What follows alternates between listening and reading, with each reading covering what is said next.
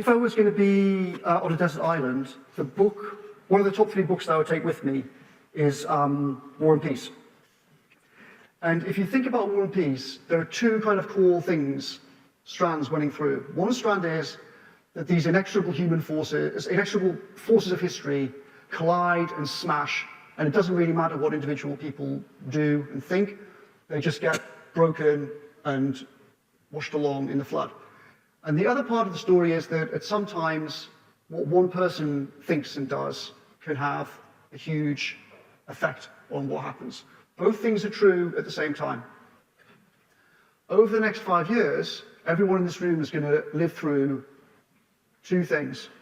They're going to live through these old regimes of the Western world continuing to crumble and disintegrate and fail.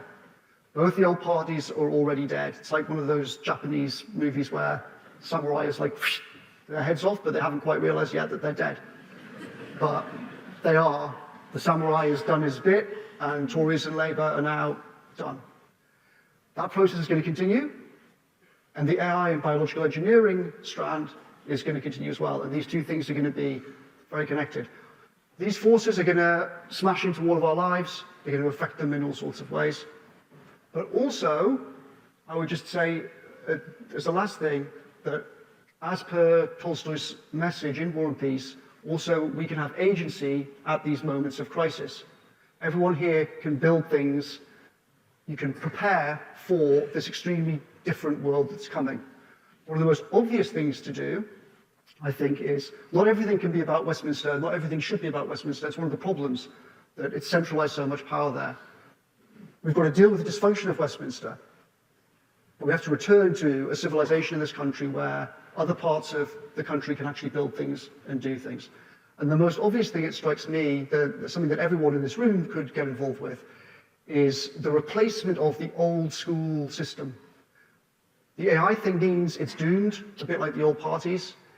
The current system where we put these kids in and they have fake exams, fake curriculum, created by the bureaucratic state to try to justify that it knows what it's doing, which has destroyed in lots of ways the old European great education and the institutions. That old system is doomed. New things are definitely going to come, and the sooner that people like those in this room start building them, what comes next, the better. And that's something where we can do things ourselves. We don't have to wait for Westminster. We shouldn't wait for Westminster and Whitehall. They won't like it, but they're too broken to be able to stop us.